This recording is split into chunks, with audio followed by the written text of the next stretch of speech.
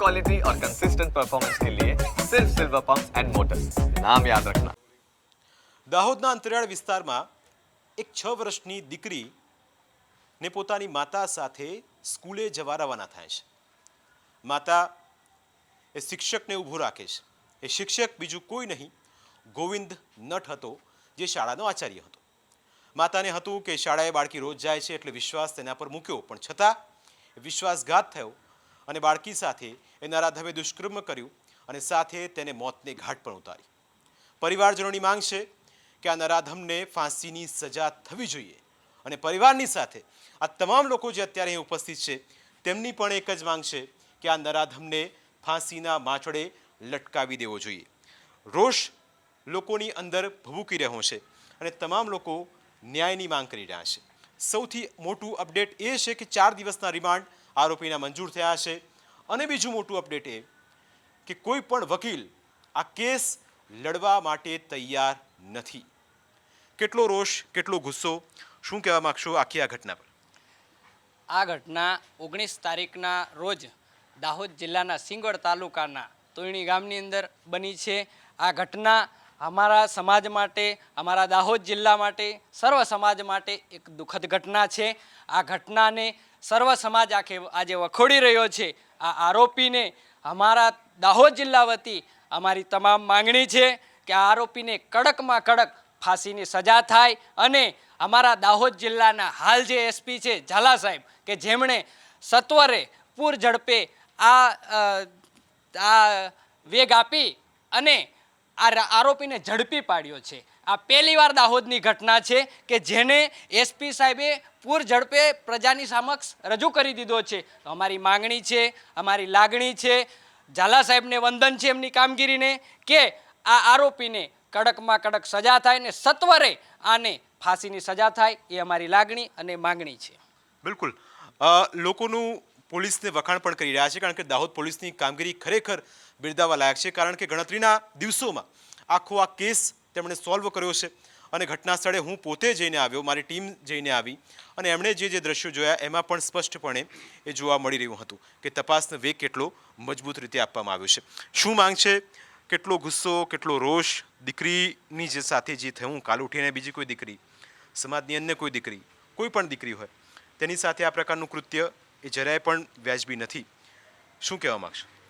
અમારી માંગણી એવી છે કે દરેક સ્કૂલની અંદર જે પણ વિદ્યાર્થી આવે છે એ તમામ શિક્ષકોએ એની હાજરી ખરેખર આવે છે કે નહીં આવે, અને જો નહીં આવે તો દરેક ઘરે એમને ટેલિફોનિક ફોન કરીને એમને કહેવું પડે કે તમારું બાળક કેમ ન થયું. એ તમામ વ્યક્તિઓએ જે શિક્ષકો છે એ ધ્યાન રાખવાની જરૂર છે અને આવતા સમયની અંદર આવી કોઈ કૃત્ય નહીં બને તેના માટે અમારી માંગ છે કે જે ગોવિંદ નટે જે કૃત્ય કર્યું છે એ ભવિષ્યમાં ક્યારે નહીં થાય એવી અમારી માંગ છે અને સાથે સાથે કે એ ગોવિંદ નટને ફાંસીની સજા થાય એવી અમારી માંગણી છે. પરિવારજનો સાથે આપની કોઈ વાતચીત થઈ, એમને મળવા કોઈ પહોંચ્યું હતું?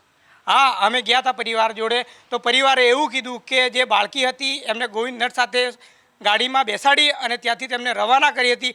પછી આગળનું શું બનાવ બન્યો એ ખબર નથી, પરંતુ અમે જ્યારે સ્કૂલે જઈને જે માહિતી અમે મેળવી ત્યારે કીધું કે ત્યાં બાળકી પહોંચી નથી, ત્યાં એમની હાજરી પૂરવામાં આવી નથી. તેથી સાબિત થાય છે કે ગોવિંદ નટે એની હત્યા કરી છે એવું સાબિત થાય છે. બિલકુલ, પોલીસ તપાસમાં પણ આ વાતનો ખુલાસો થયો છે. કેટલો ગુસ્સો, કેટલો રોષ, ન્યાય કેટલો ઝડપી મળે એની આશ તમે રાખીને બેઠા છો? જી, ન્યાય તો આ જે આરોપી છે આવા નરાધમને ફાંસીની સજા થવી જોઈએ એવી અમારી સામૂહિક રીતે સમગ્ર દાહોદ જિલ્લાની માંગણી છે.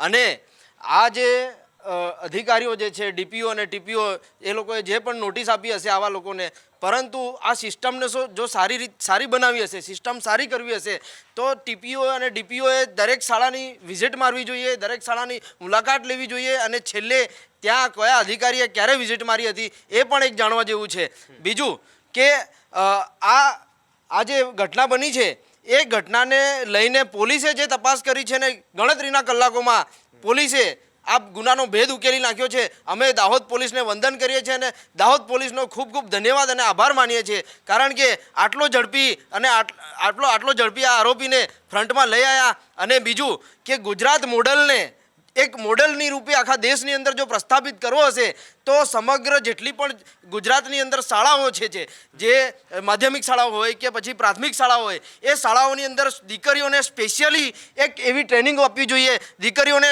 કરાટેના ક્લાસ ચાલુ કરવા જોઈએ સરકારે, અને આવી ટ્રેનિંગ આપવી જોઈએ જેથી કરી અને બાળકીઓ પોતાનો બચાવ કરી શકે ભવિષ્યમાં પણ. અને મહિલા સશક્તિકરણ અને બેટી બચાવો બેટી પઢાવો એ જે નારાને સાર્થક કરવો હશે તો આ વસ્તુ કરવી કરશે, કારણ કે જો આ વસ્તુ નહીં કરશે તો બેટી કેવી રીતે બચશે ને બેટી કેવી રીતે પડશે. જ્યારે આ ઘટના સામે આવી, કારણ કે એમના પરિવારજનો સાથે જ્યારે મેં વાતચીત કરી ત્યારે તેમનું પણ એવું કહેવું હતું કે અમે તો રોજ કોઈ શિક્ષક અંતરિયાળ વિસ્તાર છે, જે શિક્ષક બાઇક લઈને આવે કોઈ ગાડી લઈને આવે તો એની સાથે બેસાડતા હતા. આ કિસ્સો, આ દાખલો એ આસપાસના કેટલા ગ્રામજનો માટે પણ એક ચિંતાનો વિષય, કારણ કે અહીં તો ભરોસાથી બધું ચાલતું હોય. તમારી દીકરી હોય, અન્ય કોઈની દીકરી હોય, ભરોસાથી બધું ચાલતું હોય. જ્યારે ભરોસો તૂટે ત્યારે કેટલું દુઃખ થાય. ભરોસો તૂટે તો ઘણું જ દુઃખ થાય, કારણ કે આ આચાર્ય છે, એ આચાર્યને સરકાર, આ સિસ્ટમ એને આચાર્ય તરીકે એક વિશેષ પગાર આપતી હોય છે, અને એ જ આચાર્યની સંપૂર્ણ જવાબદારી હોય સંપૂર્ણ શાળાની, અને શાળામાં જે ભણતા બાળકો છે, વિદ્યાર્થીઓ છે, વિદ્યાર્થીનીઓ છે, એની સંપૂર્ણ જવાબદારી હોય. ને જેના ઉપર જે જવાબદારી છે એ આચાર્ય જ જો આવું કૃત્ય કરતું હોય તો પછી કોની જોડે આશા રાખે, કોના પર વિશ્વાસ કરે. એટલે આ જે ઘટના બની છે એમાં આચાર્યને ફાંસીની સજા થવી જોઈએ, અને જો સિસ્ટમ ફાંસીની સજા નહીં થતી હોય તો પબ્લિકને સોંપી દો, અમને સોંપી દો. શું કરશો? અમે પૂરું કરી નાખીશું, કારણ કે તમે એની ઉંમર દેખો, એની ઉંમર કેટલી છે, 58-60 વર્ષનો ડોસો થઈ ગયો, અને પેલી બિચારી એક 6 વર્ષની બાળકી નાની છે, અને એ બાળકીને આવી રીતે પીખી નાખી, એ બાળકીને ફૂલ જેવી બાળકીને પૂરી કરી નાખી તો પબ્લિક શું કરશે? આજે તમારા ઘરમાં, મારા ઘરમાં, દરેકના ઘરમાં દીકરીઓ છે. આવા ગુનેગારોને સાખી નહીં લેવામાં આવે, અને ન્યાયતંત્ર અને આ સરકારને આજે જ અમે કહીએ છીએ, જો મુખ્યમંત્રી, શિક્ષણ મંત્રી અને જેટલા પણ આ ગુજરાત સરકાર જે છે એ ગુજરાત સરકારે આદેશ કરવો જોઈએ, અને એને તમામ હોદ્દાઓ પરથી સસ્પેન્ડ કરી અને એને કોઈ પણ પ્રકારનો લાભ પણ ન આપવો જોઈએ. અને જે રીતે યોગી આદિત્યનાથ બુલડોઝર ફેરવે છે એ બુલડોઝર વાળું કરો અહીંયા. તો ગુસ્સો એમના શબ્દોમાં જોવા મળી રહ્યો છે, કારણ કે તમામ લોકો માંગ કરી રહ્યા છે કે એમને ફાંસીની સજા થવી જોઈએ, કારણ કે બીજું કોઈ એના માટે ઓપ્શન રહેતો છે નહીં, અથવા તો જાહેરમાં સોંપી દો તો એ લોકો એનું કામ પૂરું કરી નાખે. જે આરોપી ગોવિંદ નટ કરીને છે આચાર્ય, જે બાળકી જોડે જે એને રેપ કરવાની કોશિશ કરી અને મૃત્યુ કર્યું, એવા આતંકવાદી જેવા આવા આચાર્યને એવી અમારી માંગ છે. દાહોદ જિલ્લાને સમગ્ર ગુજરાતમાં આ મુદ્દો છવાયેલો છે, તો અમને મુખ્યમંત્રીને પણ માંગ કરીએ છીએ કે આ કેદીને ફાંસીની સજા થવી જોઈએ, અને જાહેરની અંદર લાવી અને પબ્લિકને પણ સોંપી દેવા જોઈએ, એવી અમારી માંગ છે. અને જે આ ઘટના ઘટી છે તો હું શિક્ષણ મંત્રીને પણ કહેવા માગું છું ને મુખ્યમંત્રીને પણ કહેવા માગું છું કે જો ખાનગી સ્કૂલની અંદર સીસીટીવી કેમેરા હોય છે તો આ સરકારી શાળામાં સીસીટીવી કેમેરા કેમ નથી? અને સાથે સાથે કે જે પણ આજે જે ઘટના ઘટી તો કે છોકરીને ત્યાંથી બેસાડીને શિક્ષક લાયા આચાર્ય, પછી જ આ ઘટના બની છે. તો અમારી એ પણ માંગ છે કે આવનારા સમયની અંદર આપણા ગુજરાતની સ્કૂલોની વચ્ચે સાધનની પણ વ્યવસ્થા થવી જોઈએ. સીસીટીવી કેમેરા હોત અને સાધન હોત ને તો આજે આ બાળકીની આવી રીતના મૃત્યુ નહીં થતી.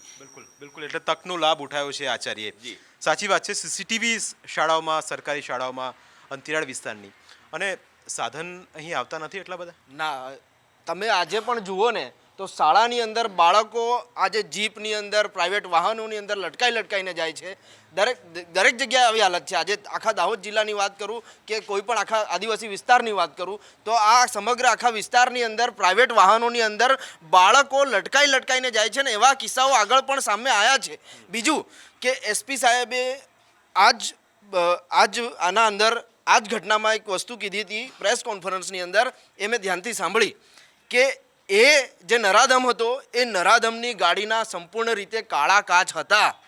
હવે એ કાળા કાચની અંદર કાળા કાચવાળી ગાડીમાં આ બાળકીની લાશ ત્યાં મૂકેલી હતી, કે પછી કદાચ થોડી ઘણી જીવતી હોય કે બેહોશ હાલતમાં હોય, પરંતુ કાળા કાચ હતા એના કારણે કોઈ એને જોઈ ના શક્યું. તો એને ક્યારે કાળા કાચ કરાયા હતા ગાડીના એની પણ તપાસ થવી જોઈએ. અને આરટીઓ ઇન્ટરસેપ્ટર વાહનો આ જે બધું હાઈવે પર ચાલે છે, પેટ્રોલિંગ ચાલે છે, પોલીસ ઘણા બધા વાહનો ચેકિંગ પણ કરે છે, તો આ ગાડી કેમ કાળા કાચ આના કેમ સામે ના આવ્યા? બિલકુલ, એ નટ છે જે ગોવિંદ નટ, એમના પરિવારજનો સાથે એમના પરિવારમાં કોણ કોણ છે એની કોઈ વિગતો? ના, એમની વિગતે હજી અમારા જોડે નથી, પણ એમનો કોઈક છોકરો હતો, એમને લાયા હતા પોલીસ સ્ટેશને પૂછપરછ માટે, એ અમે જાણ્યું છે. એટલે એક 58 વર્ષનો વ્યક્તિ કે જે પોતે દાદા છે, એની પોત્રીના ઘરે દીકરી છે, એની દીકરીના ઘરે દીકરી છે, એવા વ્યક્તિ જ્યારે 6 વર્ષની એક ફૂલ જેવી માસૂમ દીકરી પર દુષ્કર્મ ગુજારે, તેનું મોઢું દબાવે, તેને મોતને ઘાટ ઉતારે, ત્યારે સ્થિતિ કેટલી કફોડી બની હશે દીકરીની એ સમયે, એ કલ્પના કરતાં જ હચમચી જવાય.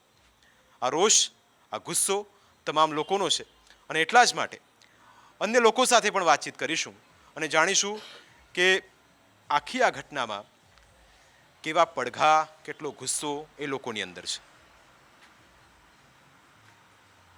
કોઈ બોલવાનું છે? હા.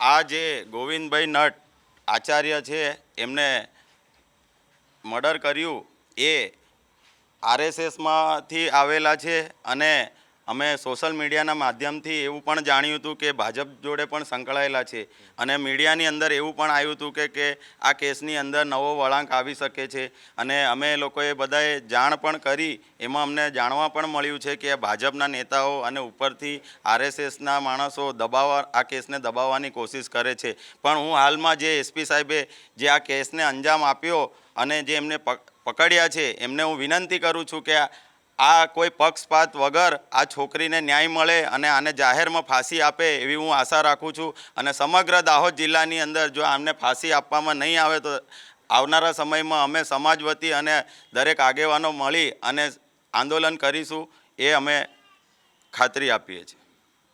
એટલે તમામ લોકોનો ગુસ્સો, તમામ લોકોની માંગ એક જ છે કે એ નરાધમને ફાંસી આપવામાં આવે, જેથી 6 વર્ષની ફૂલ જેવી દીકરી અને તેના પરિવારને હકીકતમાં ન્યાય મળે.